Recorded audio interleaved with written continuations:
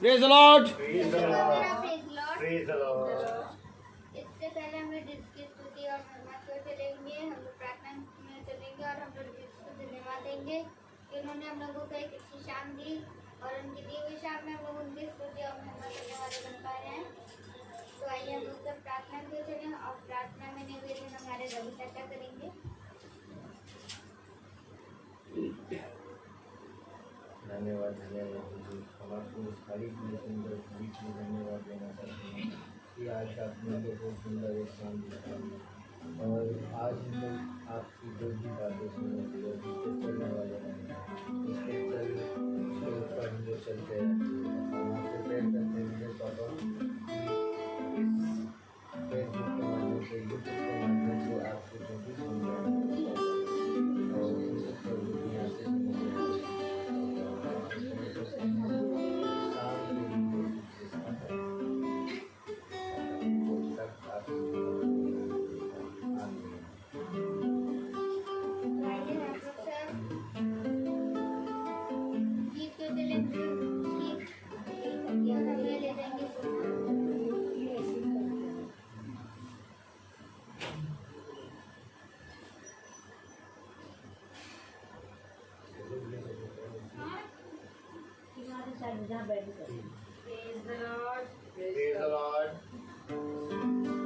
सभी को मेरा प्रेज द लॉर्ड।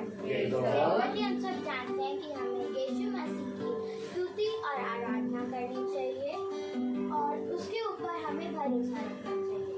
तो आइए इसी आयत को लेकर हम लोग गीत सुने। गीत का नाम है यीशु मसीह भरोसा मेरा।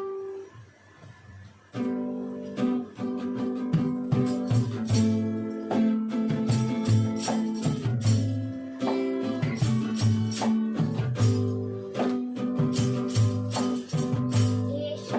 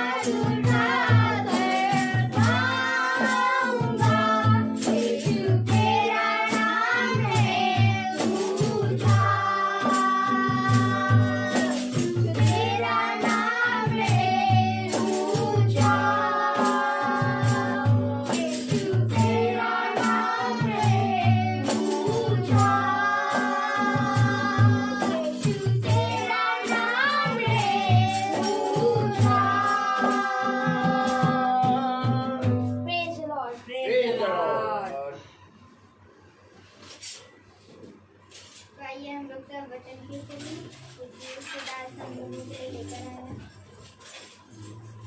Praise the Lord, praise the Lord, hallelujah. Hallelujah. मैं हाथ उठा के गाऊंगा, यीशु तेरा नाम रहे ऊंचा। कैसे होगा यीशु मसीह का नाम ऊंचा? Praise the Lord. Praise the Lord. कैसे होगा यीशु मसीह का नाम ऊंचा? क्योंकि जब हम अगर बहुत ध्यान से देखें कि जब यशायाह ने देखा प्रभु को ऊंचाई पर, आमीन आमीन। तो उसने कहा सबसे ऊंचे महाराजा धीराज अपने सिंहासन पर बैठे हैं, फिर मैंने सबसे ऊंचे पर, आमीन आमीन। खुदा को बैठे हुए देखा, और फिर शराब स्वर्गदूत उड़ रहे हैं। देखिए, यीशु मसीह का नाम युगानुयुग एक सा है, आमीन। और उसका नाम ऊंचा है। उसका नाम सब नामों में पवित्र है। उसका नाम सारे राज्य और सारे संसार, स्वर्ग, पृथ्वी और अंधलोक में सबसे ऊंचा है। और इसकी गवाही किसी और ने नहीं बल्कि स्वर्ग से खुदा के आत्मा अर्थात पिता ने दी। Praise the Lord. Praise the Lord. लेकिन मेरे प्यारे भाई बहनों, हमारे जीवन में यीशु मसीह कैसे ऊंचा होगा, यहां बात आती है। वो तो खुदा है, वो तो ऊंचा है, लेकिन हमारे जीवन में उसको, हमारे जीवन में वो स्थान जो कि खुदा का है, क्या हमारे जीवन से उसको मिला? याद करिए, मैंने आपको एक आयत पढ़ाई थी, फिर हम घूमेंगे। Praise the Lord. Praise the Lord. निकला कुछ है, बनाया जा रहा कुछ, सही चले जाओ। Praise the Lord. Praise the Lord. Malachi, hallelujah. Hallelujah. याद रखिए, आप सब चीजें भूलने वाले ना बनिए। Praise the Lord. मलाकी उसका पहला अध्याय खोले, तब हमें पता लगेगा। हाँ, देखिए, अगर हम बहुत ध्यान से देखें तो मेरे प्यारे भाई बहनों, खुदा का कलाम क्या कह रहा है?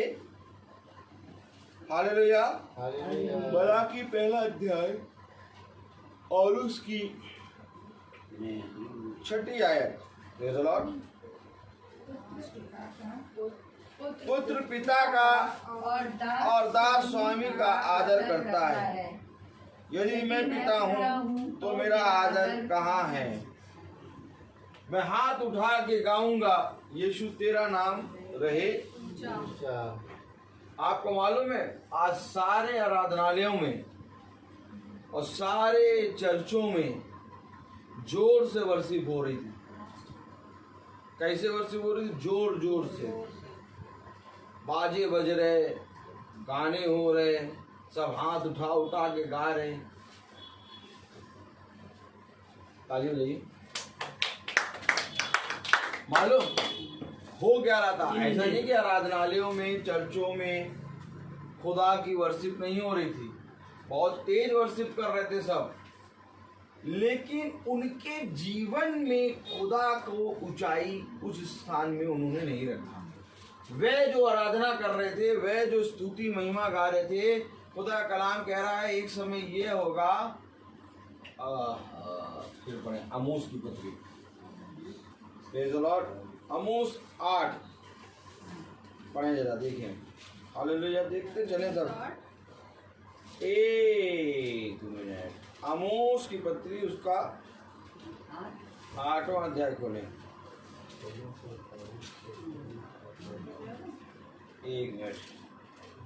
हाँ, praise the Lord. Praise the Lord.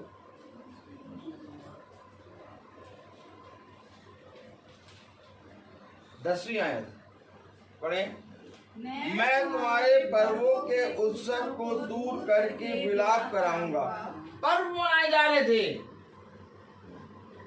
हर तरह के पर्व आराधनालय में चर्चों में हर तरह के पर्व मनाए जा रहे थे।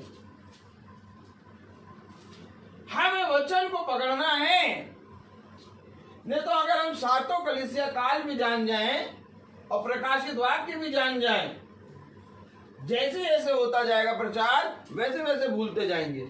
यह अवश्य है कि खुदा जो हमें आज बताना चाह रहा है, मैं उस पर चला जाता हूँ।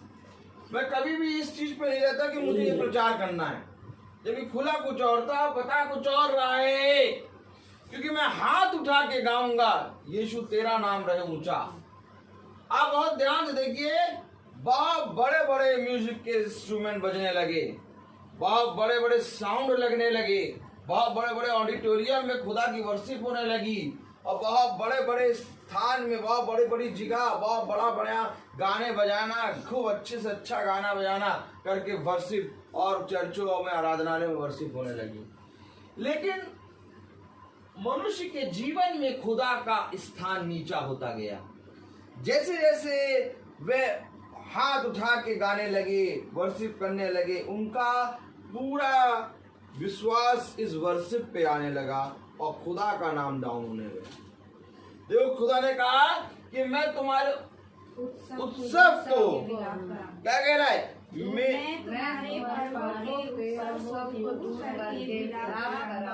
आमीन। देखो क्या कह रहा है कलाम का, प्रभु का वचन, हालेलुया, प्रेज द लॉर्ड। मैं तुम्हारे पर्वों के उत्सव को दूर करके विलाप कराऊंगा, और तुम्हारे सब गीतों को दूर करके विलाप के गीत गवाऊंगा। क्यों? कि बहुत हो गया आराधनालय में, बहुत हो गया चर्चों में वर्शिप, खुदा के वचन को आदर नहीं मिल रहा। यीशु तेरा नाम रहे ऊंचा। अब मैं कहूं कि अगर हमारे जीवन से खुदा का नाम ऊंचा नहीं हो रहा, तो आराधना करना, वर्शिप करना सब व्यर्थ। इसलिए उसने स्टॉप कर दिया, आराधनालय बंद कर दिए, मंदिर बंद कर दिए, और चर्चेस बंद कर दिए, क्योंकि वहां यही हो रहा था। उसने कहा अब वहां होगा वचन जहां पर मेरा नाम होगा। आमीन। अब वचन हर जगह नहीं होगा। आज देखिए फेसबुक पे, ऑनलाइन पे इतनी वर्शिप कस के नहीं हो पा रही। बहुत बेचारे कोशिश करते सारे बाजा गाजा बजाने की, लेकिन कहते नहीं यार, अब एक हल्का सा गाना गा दो और वचन कर दो। हालेलुया। लेकिन आराधनालय में, चर्चेस में 1.5 घंटा वर्शिप होती है, 1 घंटा वर्शिप होती है, और आधा घंटा 40 मिनट वचन होके खत्म। अब उसने बंद करा दिया, बंद करो, बंद करो। क्यों बंद करें? क्योंकि अब मेरा नाम जिसके जीवन में ऊंचा रहेगा वो बना रहेगा। अब बात आएगी परखे जाने की। आज जिस रीति से हम सब इकट्ठा होकर बैठे हैं, ये बात समझ लीजिए कि हमारे खुद के जीवन में यीशु मसीह का नाम ऊंचा होना है। आमीन। और यदि हमारे जीवन में यीशु मसीह का नाम ऊंचा नहीं हो रहा, तो मेरे प्यारे भाई बहनों, खुदा का कलाम कहता दिन निकट है, समय निकट है, और वो इतना निकट है, इतना निकट है कि द्वार पे खड़ा है। तो हमें करना क्या है? हमें करना ये है कि हमें प्रभु के वचन पे कान लगाना है। Praise the Lord. आज यहाँ एक गाना क्यों होता है जबकि सारे बच्चे तैयार है गाने के लिए? Praise the Lord. अभी हम लोग भी चाहें 2-2 गाने एक एक बच्चे से कराएं, बच्चे भी खुश, माता पिता भी खुश, याजक भी खुश।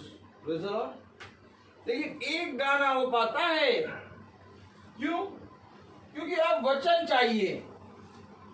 और बच्चे भी, मैं जानता हूं कि बच्चे भी गाने के लिए इतने उतावले नहीं रहते, कहते नहीं हमें वचन सुनना।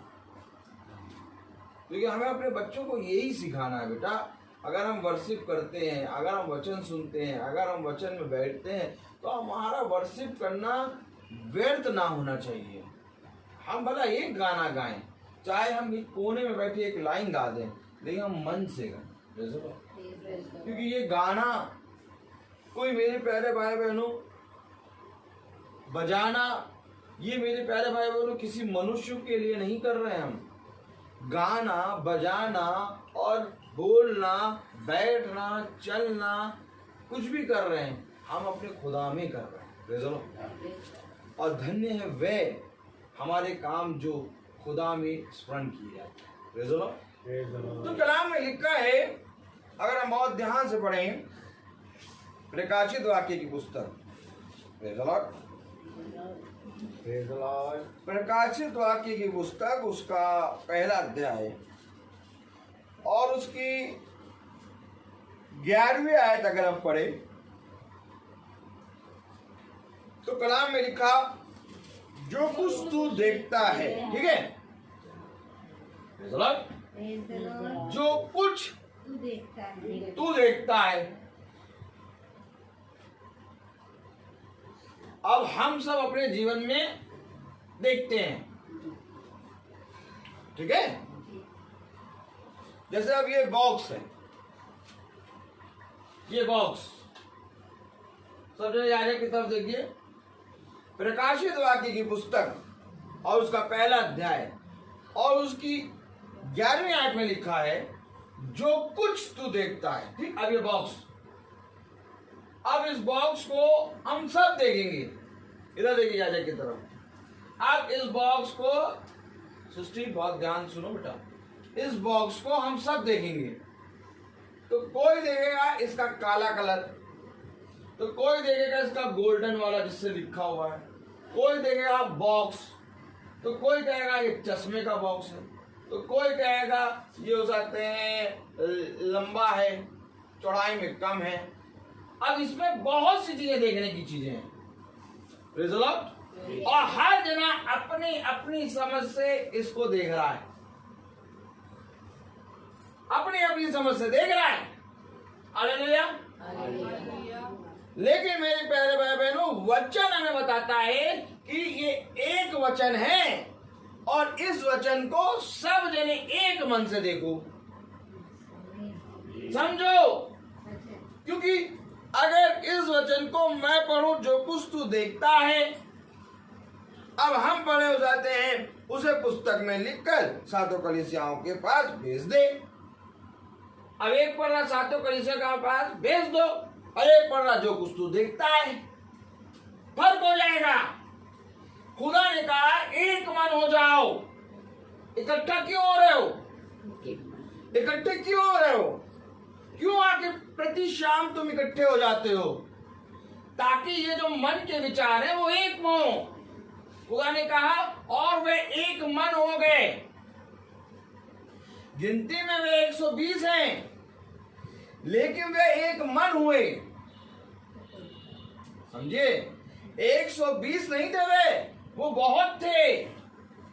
जब वो प्रार्थना करना शुरू हुआ तो 120 नहीं थे, कम से कम 600-700 लोग थे। Praise the Lord. लेकिन छटते गए सब, फालतू बैठे हैं, फालतू।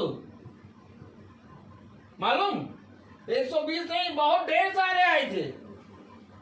अरे कम से कम 700-800 लोग थे। पेंटिकुस्त के दिन जब इकट्ठे हुए तो 120 थे, लेकिन उससे पहले उस जगह पे बहुत ढेर सारे थे। लेकिन वे ढेर सारे छटते गए। क्यों? एक मन नहीं हो पा रहे। खुदा ने कहा इकट्ठा हो। अब इकट्ठा हो गए।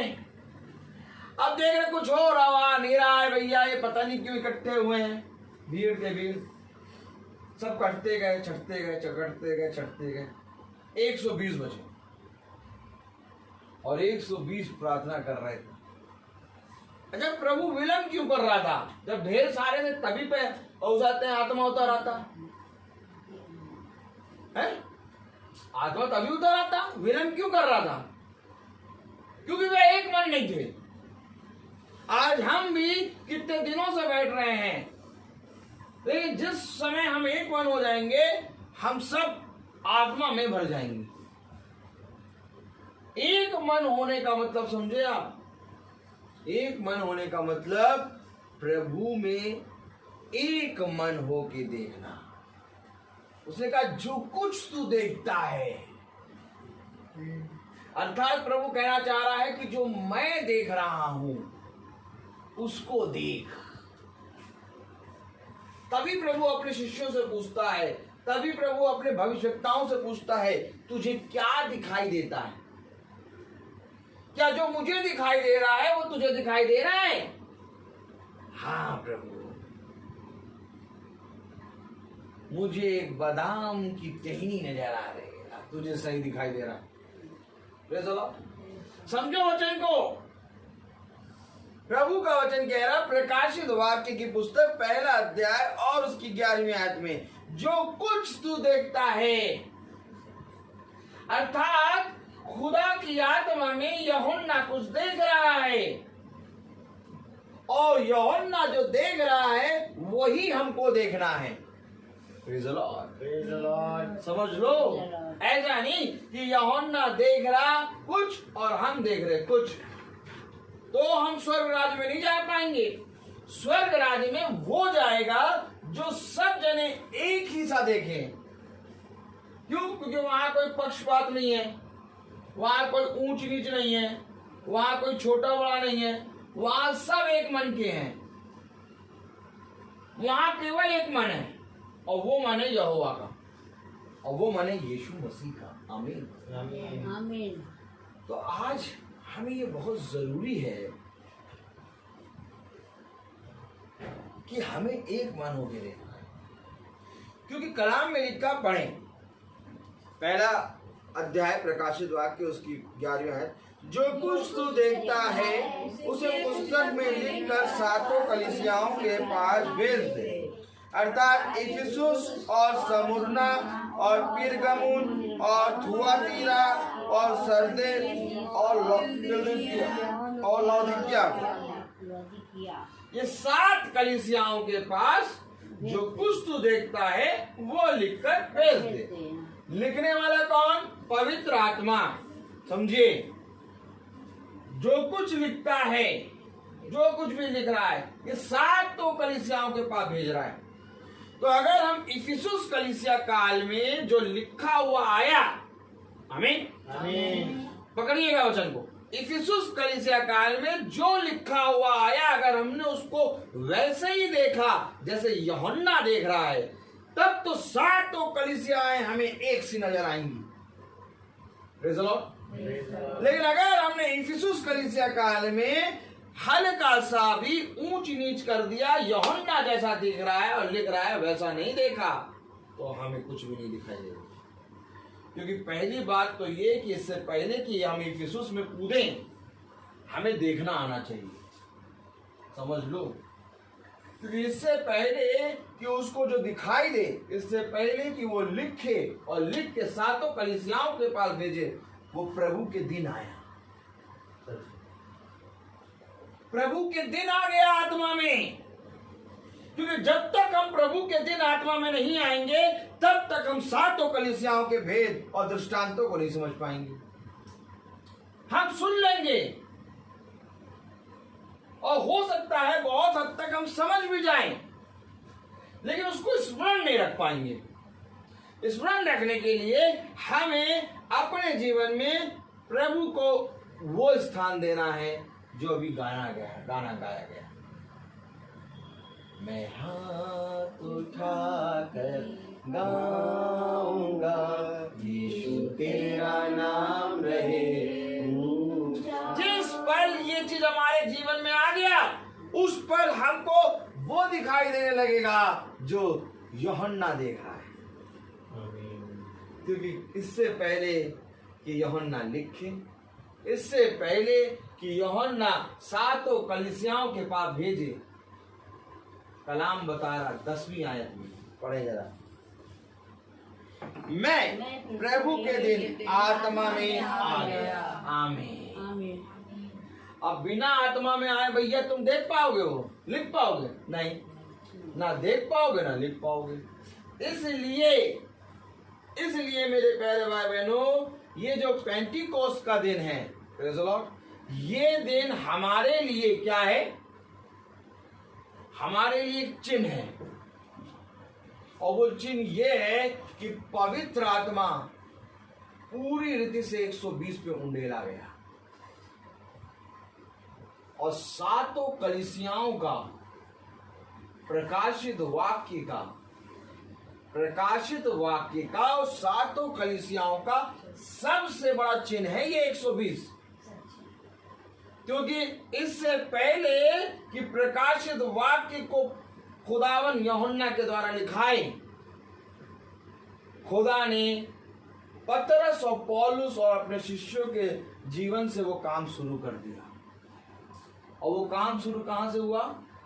जब वे एक जगह इकट्ठा हुए, एक मन हुए और 120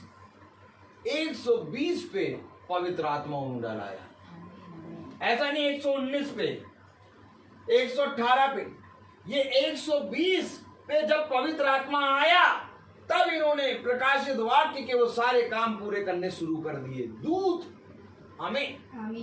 क्योंकि आज एक भेद और खुलेगा। अब आए हम जरा थोड़ा सा और, क्योंकि अगर बहुत ध्यान से देखें तो ये ऐसे करें, आत्मिक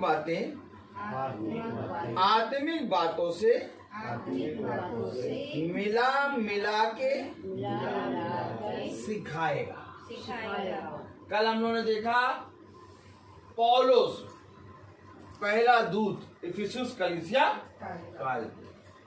आज हम बहुत ध्यान से फिर और पढ़ेंगे, प्रेज़ द लॉर्ड, क्योंकि प्रतिदिन वो हमें उसमें से भी नया नया करेगा। और जैसे जैसे हम लोग बढ़ते जाएंगे ना, उसके बाद भी ये ना तो ये तो पढ़ चुके, फिर उसमें भी बहुत सी चीजें मिलेंगी, फिर हम लोग वापस आएंगे। हमें हम लोग बार बार वापस आएंगे। तो बार बार आना जाना, बार बार आना जाना, बार बार आना जाना, बार बार आना जाना करने से क्या होगा? मैं तुझ में और तू मुझ में वास। वो विधवा को याद है ना? विधवा बार बार जाती थी। ये बार बार जाना आना करना पड़ेगा। ऐसा नहीं इफिसुस कलीसिया का पढ़ लिया, समझ गए, अब हम पहुंच गए फिलदिल्फिया पे, हमें 2-3 कलीसिया काल हो गया, अब हमको कोई मतलब नहीं। अब उनकी वहां तो नहीं, वो तो समझ चुके। हम यहाँ तक मैं आपको बता दूं कि लौदीकिया के पास पहुंचकर, लौदीकिया को समझकर भी फिर हम इफिसुस में आ जाएंगे। इतनी बातें हैं, इतना वचन है। क्योंकि वो विधवा को स्मरण रखो, वो बार बार आ रही। क्या करने आ रही है? क्या करने आ रही बार बार? न्याय की नहीं, अपना न्याय चुकाने के लिए। मेरा न्याय कर, और न्याय करता यीशु मसीह। हम बार बार जाएंगे यीशु मसीह के पास। कौन कौन बार बार जाना चाहता है? बार बार यीशु मसीह के पास हम सब जाएंगे।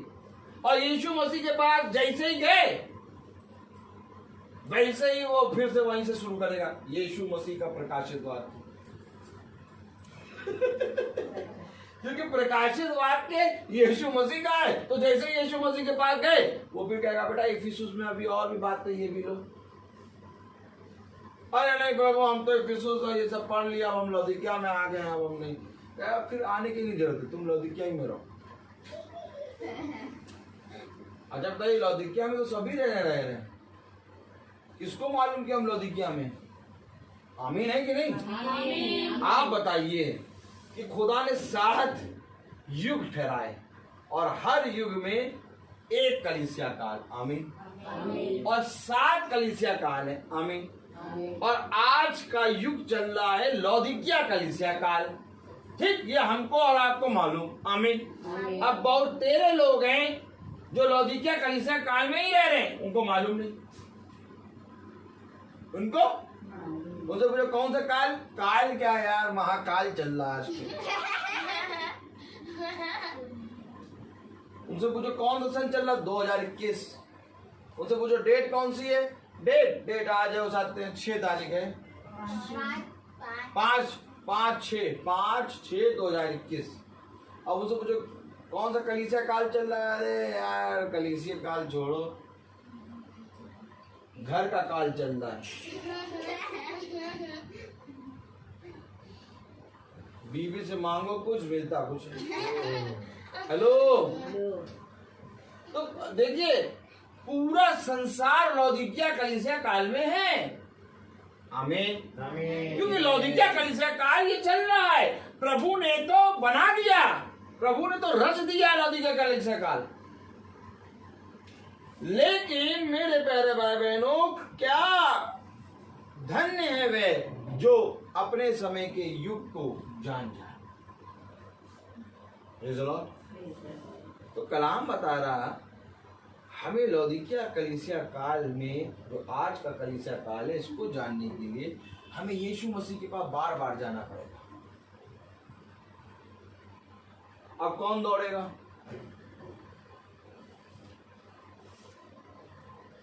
और ये है दौड़ कि हम सब इकट्ठे हो जाते हैं, हम सब आ जाते हैं मसीह के पास। तो कलाम कह रहा जो कुछ तू देखता है उसे पुस्तक में लिखकर 7 कलीसियाओं के पास भेज दे, अर्थात इफिसुस और स्मुरना और पिरगमुन और थुआतीरा और सरदेस और फिलदेल्फिया और लौदीकिया को। अब थोड़ा सा चलेंगे, इफिसुस कलीसिया काल को देखेंगे। इफिसुस कलीसिया काल का पहला दूत है भाई पौलुस। हम खोले प्रेरितों 9, प्रेज़ द लॉर्ड। हम खोलेंगे प्रेरितों 9वां अध्याय, प्रेज़ द लॉर्ड, हालेलुया। और उसमें फिर से हम वही वचन पढ़ेंगे जो हमने सुना था, प्रेज़ द लॉर्ड। प्रेरितों 9 और उसका 15वीं आयत और 16वीं आयत पढ़ेंगे। अगर तो कलाम में लिखा है, हालेलुया, सबको खोलने दीजिए। प्रेरितों 9 सबको खोलने दीजिए, टाइम आराम से थोड़ा लीजिए, प्रेज़ द लॉर्ड। प्रेरितों 9वां अध्याय और उसका, मेरे प्यारे भाई बहनों, 15वीं आयत और 16वीं आयत पढ़ेंगे। बस आ जाएंगे। प्रेरितों 9वां अध्याय 15वीं और 16वीं आयत, प्रेज़ द लॉर्ड।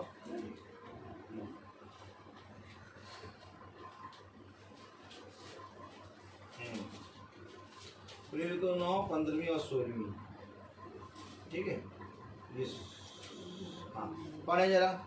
परंतु प्रभु ने उससे कहा, तू चला जा, क्योंकि वह तो अन्य जातियों और राजाओं और इजरायलियों के सामने मेरे नाम को प्रकट करने के लिए मेरा चुना हुआ पात्र है, और मैं उसे बताऊंगा कि मेरे नाम के लिए उसे कैसा कैसा दुख उठाना पड़ेगा। अन्य जातियों, राजाओं और इजरायलियों के लिए मेरा चुना गया पात्र है, और मैं उसे बताऊंगा कि उसे मेरे नाम के लिए कैसा कैसा दुख उठाना पड़ेगा। अर्थात पौलुस अन्य जातियों और इजरायलियों और राजाओं के लिए मेरा चुना गया पात्र, यानी कि वो दूत है। लेकिन 9वां अध्याय के बाद 10वां अध्याय हमें बहुत बारीकी से, अगर हम पढ़ें 10वें अध्याय पे आए, प्रेज़ द लॉर्ड, तो 10वां अध्याय अगर हम बहुत ध्यान से देखें,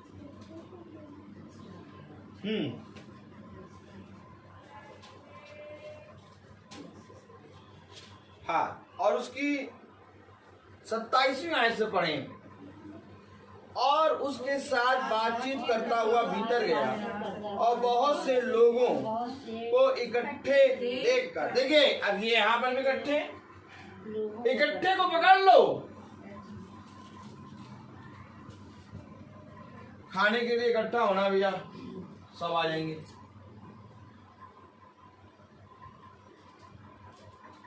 जॉब, अभी सब जॉब अभी बंद है, और जैसे स्कूल खुला सब इकट्ठे हो जाएंगे, ठीक है। लेकिन वचन के लिए रोज कौन इकट्ठा होता है? कौन इकट्ठा होता है वचन के लिए रोज? कोई नहीं इकट्ठा होगा। अब यहां पर इकट्ठा है, और आपने पढ़ा था दूसरा थिस्सलुनीकियों में कि वे इकट्ठा हुए। बहुत ध्यान से सुनिएगा, इकट्ठा होने का मतलब कोई भेद खुल रहा है। आमीन। इकट्ठा होने का मतलब वे स्वर्ग के राज्य की कुंजियां बांटी जा रही हैं। अब आज हम भी इकट्ठा हैं, यूट्यूब पे भी इकट्ठा होंगे थोड़ी देर बाद जब वहां पर डाउनलोड हो जाएगा। फेसबुक पे भी लोग इकट्ठा हैं। आपकी दृष्टि में ये हम लोग कितने जने बैठे हैं, काउंट कर ले जरा भाभी, बच्चों को भी। हम लोग मेरे ख्याल से 11 लोग बैठे हैं। 11 लोग बैठे हैं। पैर नीचे कर लो, 11 दिखाई देंगे। Praise the Lord. तो हम लोग सब अपने आप को काउंट करो। 1 2 3 4 5 6 7 11 लोग हैं हम लोग। 10 11 11 लोग। Praise the Lord. हम लोग 11 लोग हैं। हालेलुया। हालेलुया। तो बात समझे वचन से, वचन से बात समझे। मैंने पहले कहा हम लोग 11 लोग हैं, लेकिन अगर हम फेसबुक पे देखें या बहुत से लोगों को देखें तो इस समय हम लोग कम से कम कुछ नहीं तो 50 लोग हैं। आमीन। और प्रभु ने कहा जहां 2 या 3 लोग इकट्ठा हो जाएं मेरे नाम से तो वहां मेरा आत्मा आ जाएगा। यहाँ तो खुदा ने 50 लोगों को इकट्ठा किया। छोटी मोटी प्रार्थना ना समझिए ये, क्योंकि इकट्ठा हैं।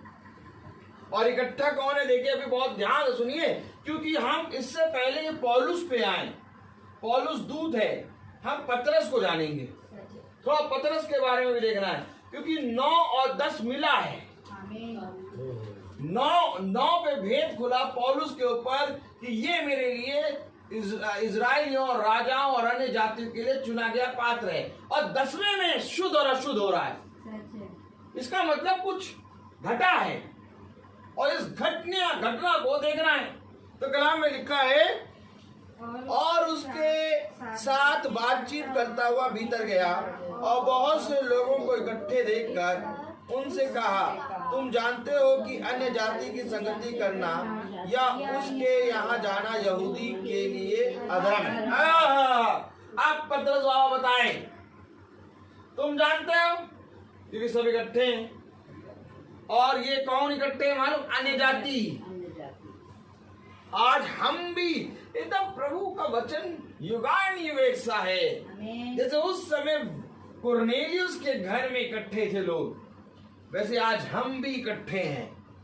फेसबुक पे इकट्ठे हैं और यहाँ इकट्ठे हैं। और जैसे ही इकट्ठे हो को देखा, पतरस ने कहा, तुम जानते हो। पकड़े यहीं पर कलाम कह रहा, वचन कह रहा, उनसे कहा, तुम जानते हो कि अन्य जाति की संगति करना या उसके यहाँ जाना यहूदी के लिए अधर्म है। अधर्म है अन्य जाति के जाना या उसकी संगति करना। लेकिन पतरस अन्य जाति में खड़ा है। तो कलाम कह रहा, हालेलुया, हालेलुया। परंतु खुदा ने मुझे बताया कि किसी मनुष्य को अपवित्र या अशुद्ध ना कहो। ये खुदा ने मुझे बताया है कि किसी मनुष्य को अशुद्ध या शुद्ध या अपवित्र ना कहो, कि किसी मनुष्य को अशुद्ध और अपवित्र ना कहो। अब बताइए, अब सब याजक की तरफ देखिए। अगर आज आप केवल इसको सुनेंगे,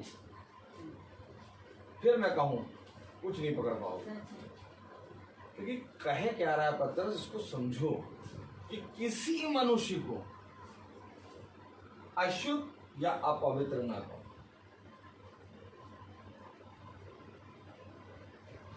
किसी मनुष्य को अशुद्ध या अपवित्र ना कहो।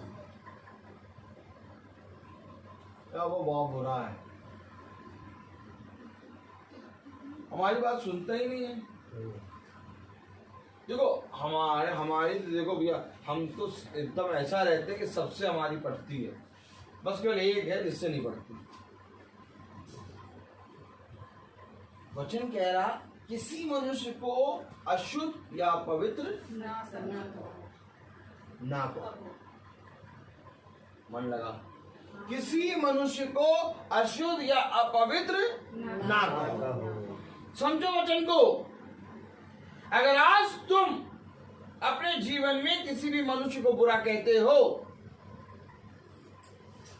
तो समझ लेना तुम खुदा के अगेंस्ट हो। पतरस की पत्री में लिखा है, ये जो बोल रहा है ना पतरस, अच्छा पकड़ लो, चलो आओ। पतरस कौन है? पहला पतरस,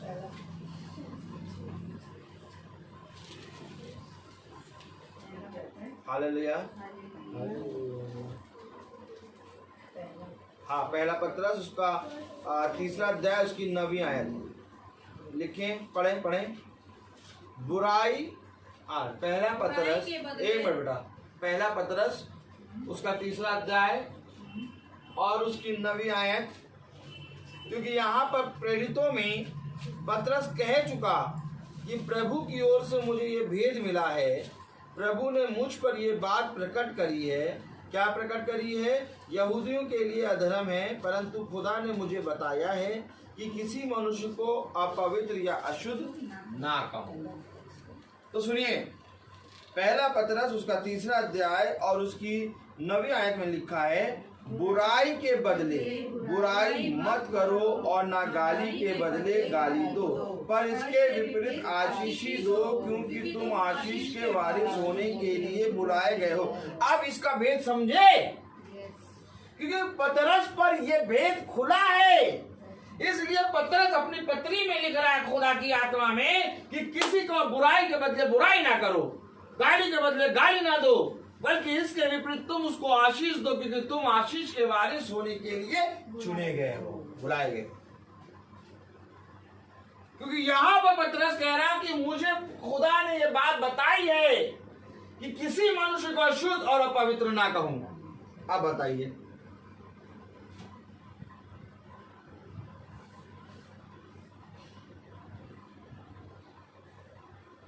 अर्थात हमें किसी के बारे में कुछ नहीं, हमें हमेशा प्रार्थना करनी है, दीन बनना है। अगर इन सारी चीजों को नहीं पकड़ोगे, क्या फायदा होगा प्रकाशन को जान के? फिर मैं कहूं, इससे पहले कि इससे पहले कि पतरस 120 में पेंटिकोस के दिन उसके ऊपर पवित्र आत्मा उतरा प्रेरितों में, उससे पहले पतरस खुदा के साथ चला है मती से। उसके इस जीवन को देखो, तुमने देख लिया कि पतरस पे पवित्र आत्मा उतर गया, लेकिन तुमने उसके पहले के जीवन को नहीं देखा कि उसने कितना संघर्ष किया है। उसने सारी बातें सीखी हैं और सीख के जब वो भट्टी में परखा गया तब जाकर उस पर पवित्र आत्मा उतरी। कहाँ लिखा? मती नहीं उसके ऊपर पवित्र आत्मा उतर आया, नहीं आया, बल्कि ये कहा गया कि लूका में कि उस आते हम इसके तेरे शिष्यों के पास भी ले गए, परंतु वह इसको चंगा ना कर सके। देखिए क्यों? क्योंकि उस समय उनके ऊपर पवित्र आत्मा नहीं उतरा। वह बातें पूछते थे, वे दृष्टांतों को पूछते थे, समझ में नहीं आ रहा। पता नहीं गुरु क्या कहता है, गुरु ने ये बात कैसे कह दिया?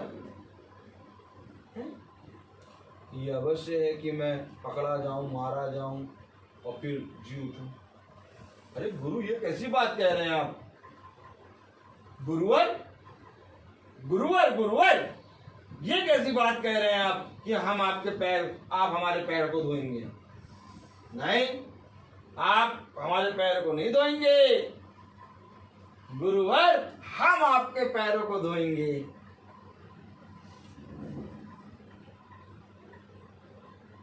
पतरस कह रहे ऐसा कभी नहीं होगा कि मैं आपका इनकार करूं, मेरे प्राण भी चले जाएं तो भी मैं आपका इनकार नहीं करूंगा। हेलो, ये सारे बातों से पतरस गुजरा है और प्रेरितों में जाके पतरस पे पवित्र आत्मा उतरा है। और अब पतरस कह रहा है कि किसी भी व्यक्ति को अशुद्ध और अपवित्र ना कहो, जबकि अभी प्रेरितों में ही 10वें अध्याय में वो कह रहा कि मैंने कोई भी अशुद्ध वस्तु आज तक नहीं खाई। अभी अपवित्र आत्मा उतरने के बाद भी, समझो, पवित्र आत्मा, जबकि आपको मालूम है, अरे यार कितना कलाम बता रहा, मैं कहाँ जाऊं, सोचो क्या क्या हम लोग, लेकिन बहुत मजा आता है प्रभु में। Praise the Lord. बोले प्रेरित हो, हालेलुया।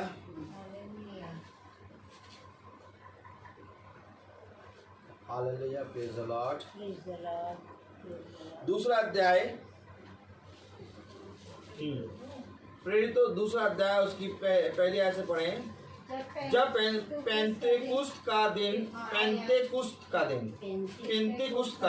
जब पेंतेकुस्त का दिन आया तो वे सब एक जगह इकट्ठा थे। एकाएक आकाश से बड़ी आंधी किसी सनसनाहट का शब्द हुआ और उससे सारा घर जहाँ वे बैठे थे गूंज गया और उन्हें आग की सी जीभ फटती हुई दिखाई दी और उनमें से हर एक पर 8 ठहरी। वे सब पवित्र आत्मा से भर गए और जिस प्रकार आत्मा ने उन्हें बोलने की सामर्थ्य दी वे अन्य भाषा बोलने लगे। अर्थात सब पवित्र आत्मा की सामर्थ्य से भर गए। लेकिन अभी भी पवित्र आत्मा का अंश जो है वो दिन प्रतिदिन बढ़ता है। इस चीज को हमेशा ध्यान रखिएगा, क्योंकि पवित्र आत्मा का दान मिला है हमें, हमेशा याद रखिएगा, पवित्र आत्मा का दान मिला है और इस दान को जो बढ़ाएगा, ये दान जो है ये वो बीज है, जिस तरह से फल में से बीज निकलता है और जब बीज में कोई जना उस बीज को लेके बोता, उसमें परिश्रम करता है तो वो पेड़ बनता है। इसी रीति से जो हमें दान मिला है पवित्र आत्मा का, ये दान हमें मिल तो गया, लेकिन अगर इस दान को हम रखे रहेंगे तो एक दिन ये मर जाएगा। आमीन। लेकिन अगर इस दान को लेके हम इस भूमि में बोएंगे, जैसे हम इकट्ठा होके अब बोना शुरू कर रहे हैं, खुरपी चलाता है प्रभु, आरी चलाता, आरी नहीं चलाता, खुरपी, और खाद डाल देता है और पानी डालता है। क्यों? क्योंकि वो किसान है। हमेशा याद रखिए, खुदावन यीशु मसीह किसान है और उसकी भूमि है हम, और किसान के पास होता है बीज।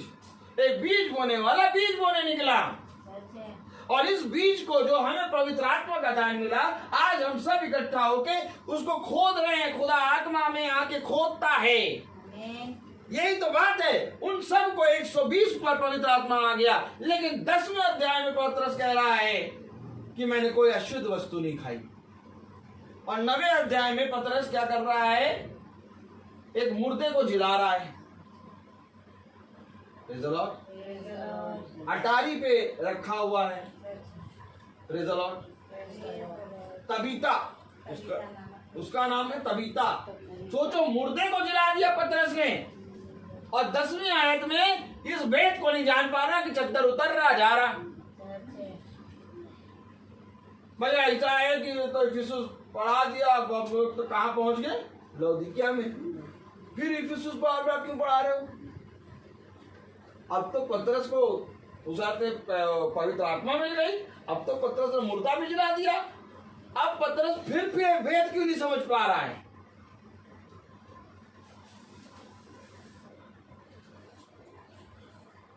प्रतिदिन इकट्ठा होना जरूरी है, बहुत जरूरी है प्रतिदिन इकट्ठा होना। अच्छा, पतरस भेद कैसे समझा मालूम है आप लोगों को? पतरस देख रहा चादर उतर रही जा रही 3 बार, लेकिन पतरस समझा कैसे भेद? पतरस कैसे कह रहा है कि मुझे खुदा ने बताया कि मैं किसी भी मनुष्य को अशुद्ध और अपवित्र ना कहूं? खुदा ने कहा नहीं, कैसे समझा? खुदा ने तो कहा, वो तो बोल ही रहा है, मुझे खुदा ने बताया कि मैं किसी भी मनुष्य को अशुद्ध और अपवित्र ना कहूं। जबकि पतरस को पवित्र आत्मा भी मिला, पतरस ने मुर्दा को भी जला दिया, पतरस ने बहुत तेरे काम कर दिए, और पतरस उजाते हैं 10वें अध्याय में ही उजाते हैं कैसे जान लिया। ध्यान रखिए, पतरस प्रार्थना कर रहा, इसको पकड़िए, आराम नहीं कर रहा। पवित्र आत्मा मिल गया, बिछौना अब तो पवित्र आत्मा मिल ही गया है, अब बैठे सोए। अब तो मुर्दा जिला दिया, अब तो सब आएंगे हमारे पास, हमें जाना थोड़ी ना पड़ेगा। इतने लोग चंगे हो गए, इतनी दुष्ट आत्माएं निकाल दी, इतने लोग चंगे हो गए कि अब वो आएंगे। अब आराम करो। पतरस प्रार्थना कर रहा है। क्यों कर रहा प्रार्थना?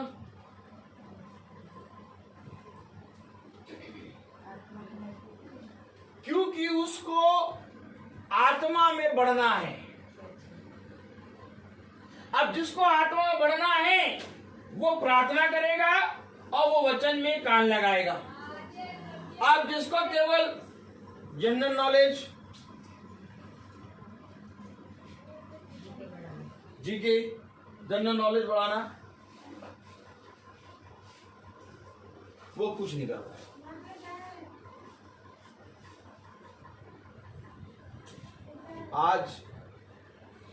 आज के समय में जब कोई याजक बहुत डीपली बातें बताता तो कमेंट्स में लिखते pastor ji praise the lord. इतने डीप वचन के लिए, देखिए क्या कह रहे हैं, इतने डीप वचन के लिए प्रेज द लॉर्ड। क्या बता दिया।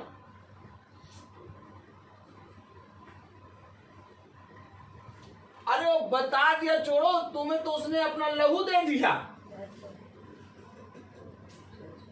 बता दिया तो छोड़ो, उसने अपना नाम दे दिया, तब नहीं दिखाई दिया। जब लहू गिर रहा उसका, जब वो कहते हैं पहचान में नहीं आ रहा, और जब उसने अपने नाम को दे दिया, जब उसने अपने इकलौते पुत्र को जब हम पापी से दे दिया, तब नहीं मुंह से निकला। क्या बात है। डीप वचन को देखे, क्या बात है, क्या गहराई की बात बता दी। ये जो कहते हैं ना, क्या गहराई की बात बता दी। डीप वचन, डीप। वही डीप में जाएंगे और साक आके खा लेगी उनको।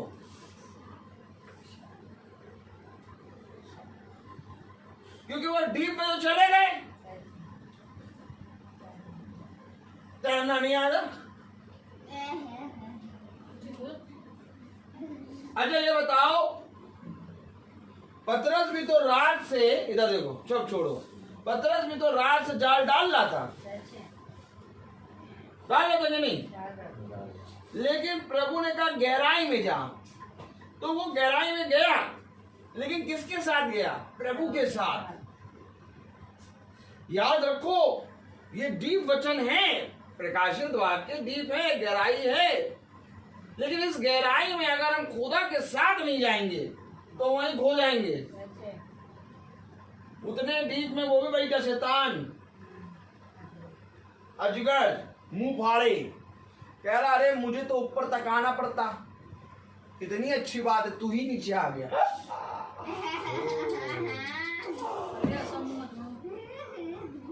ये भी तो हो सकता है। नहीं, ये सच्चाई बता रहा हूं मैं बहुत सच्चाई बता, आप सच बता, मैं सच बता रहा हूं। ये जरूरी है कि जब तुम डीप में जाओ, क्योंकि डीप में कोई नहीं जाता। एक अच्छे से अच्छा तैराक जो होता है, जो बहुत अच्छा स्विमर होता है, वो भी अगर गहराई में जाने को कह दो नहीं जाएगा। जानता है ये पानी ऐसे शक्ति है कि डुबो देगी, चाहे जितना हाथ पांव मारो।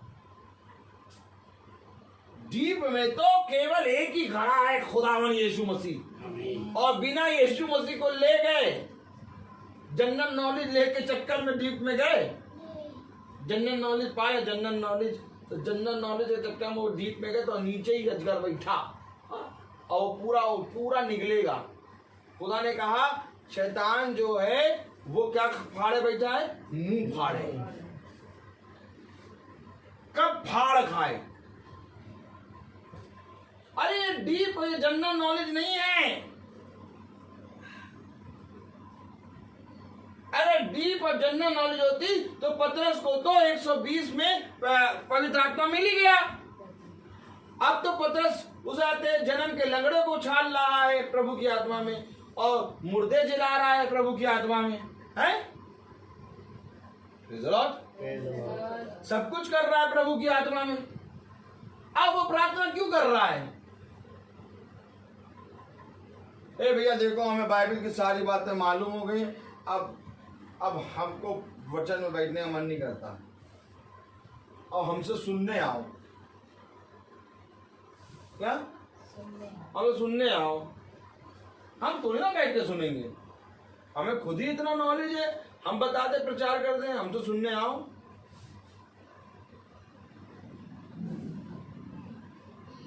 हेलो, अच्छा देख लें, चलिए देखते चलें।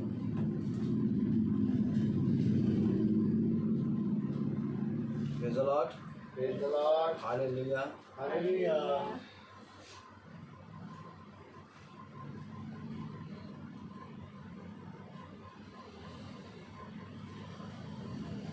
हाँ 9वीं आयत पढ़े 10:9। हाँ प्रेरितों, अब पकड़ते चला भैया, हम पतरस के बारे में क्या बता रहे हैं। चले देंगे, अभी बता देंगे आपको, आज ही बता देंगे ज्यादा। हाँ, दूसरे दिन जब वे चलते चलते नगर के पास पहुँचे, शहर के निकट पतरस छत पर प्रार्थना कर रहा था। बस क्या कर रहा था?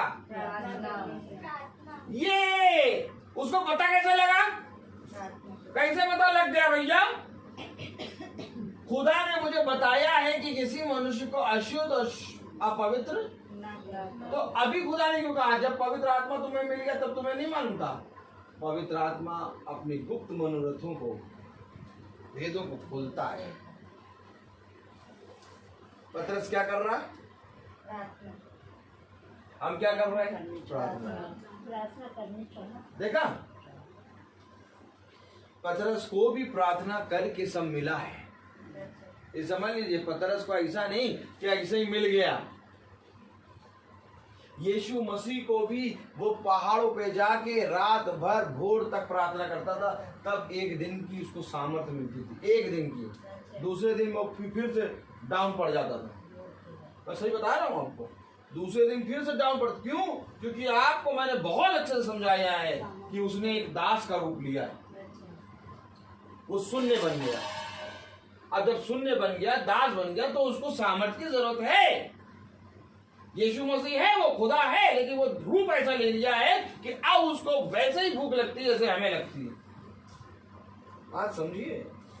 इसलिए मैंने पहले से आप लोगों को वचन बहुत ढेर सारे बताने शुरू करे, ताकि जैसे ही बताएं वैसे ही छाया पकड़ लें आप।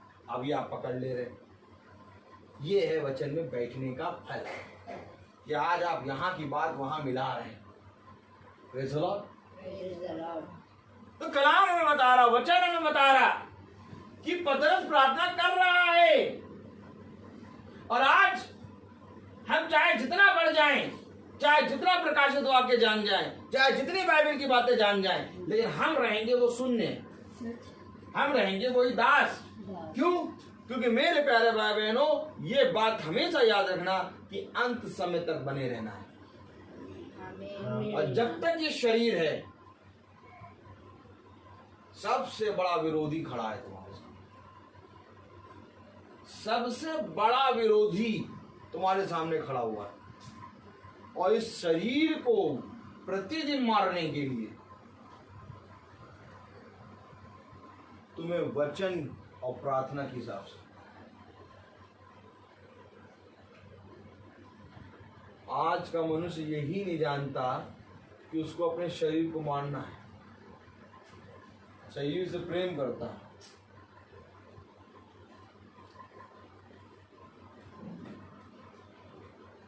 मैंने एक बात अभी कल बताया था कि जब कोई मसीह में होता है तो वो सोते हुए भी जगता है। कैसे? आत्मा में, आत्मा में जगता रहता है वो। और ध्यान सुनना, और जो मनुष्य मसीह में नहीं होता वो जगते हुए भी मरा है। क्यों? क्योंकि आत्मा मरी है, बस उसका शरीर चल रहा है। और जिस दिन दहा टाइम फिस टाइम टाइम फिश। मैं सही कह रहा हूँ आपको। अगर आपको खुदा में बढ़ना है तो आपको अवश्य जगते रहना। और शरीर के बारे में खुदा ने कहा शरीर तो दुर्बल है परंतु आत्मा तैयार है। आत्मा में खुदा इतनी सामने बढ़ेगा कि 24 घंटे तुम जगोगे। जो खुदा जैसे ना ओंगता ना सोता है वैसे उसके बच्चे भी ना कभी ओंगते ना सोते। ये खुदा का वचन है। अच्छा, पतरस के बारे में हम बता रहे हैं आपको। Praise the Lord, praise the Lord. तो पतरस प्रेरितों में उसका 10वां अध्याय और उसमें लिखा है कि परंतु खुदा ने मुझे बताया है कि किसी मनुष्य को अपवित्र या अशुद्ध ना कहूं। 29वें आयत पढ़ें। इसीलिए मैं जब बुलाया गया तो बिना कुछ कहे चला आया। अब मैं पूछता हूं कि मुझे किस काम के लिए बुलाया गया। अब मैं आपको एक बात बताऊं कि हम इसके विषय में अभी और जानेंगे, पतरस के विषय में।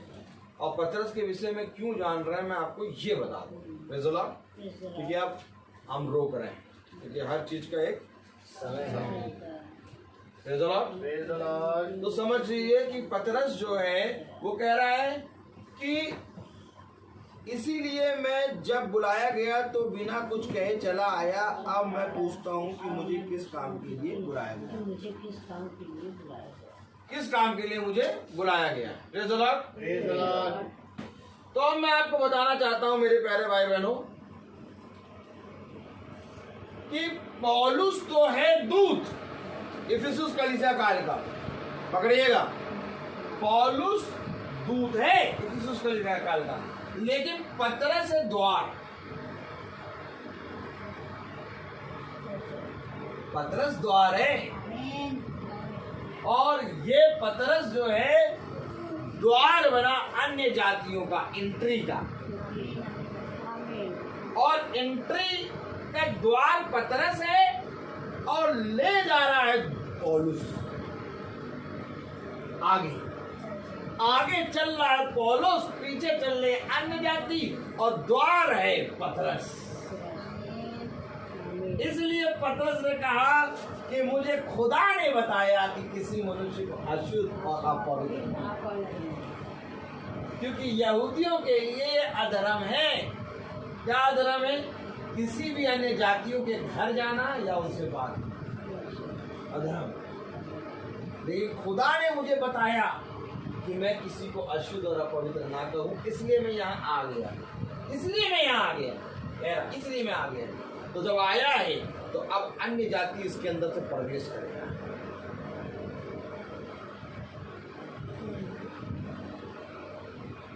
अन्य जाति क्या करेगा? प्रवेश। लेकिन आगे कौन चल रहा है? पौलुस।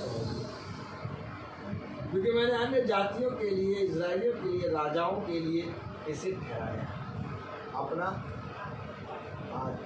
क्या पवित्र पात्र। कौन सा? ठहराया।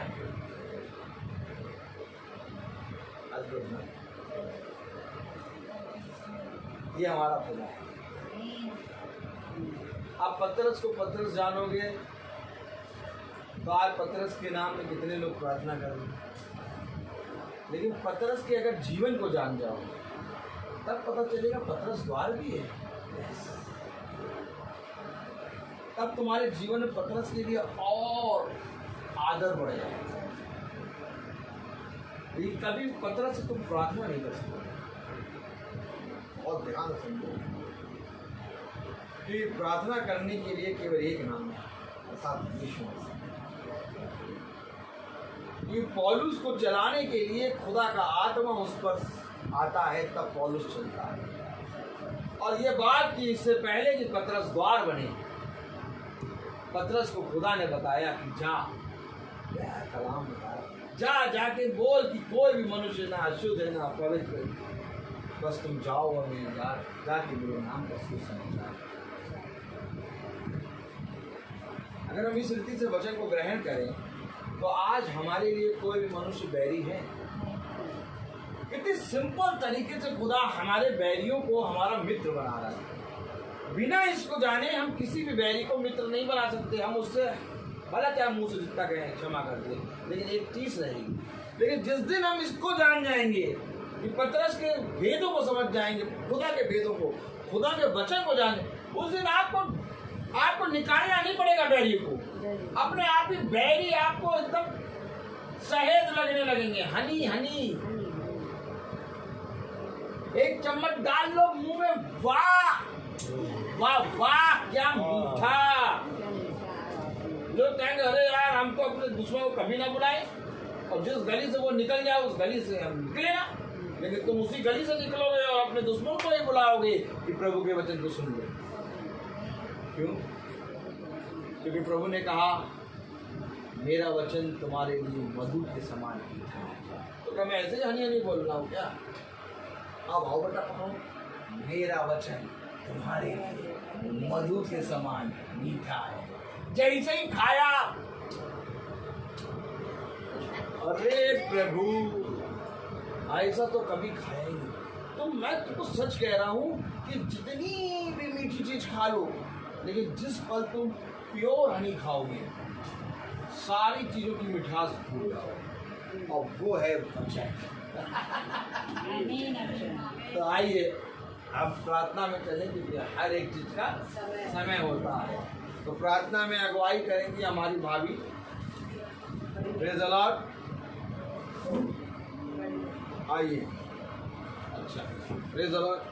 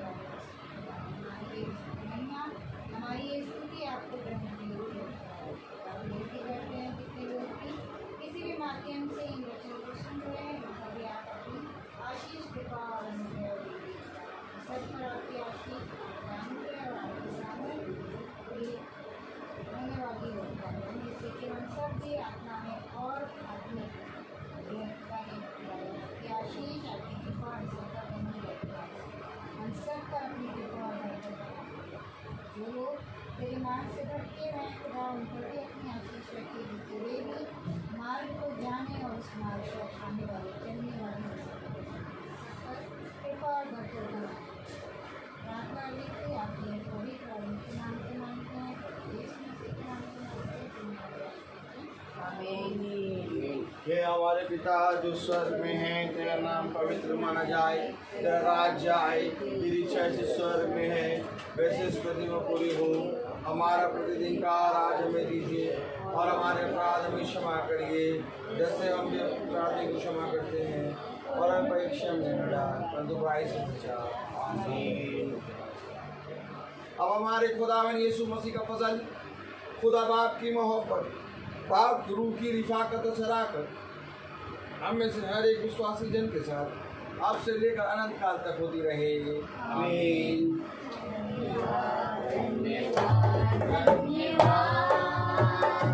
सारी आशीषों के स्रोत धन्यवाद।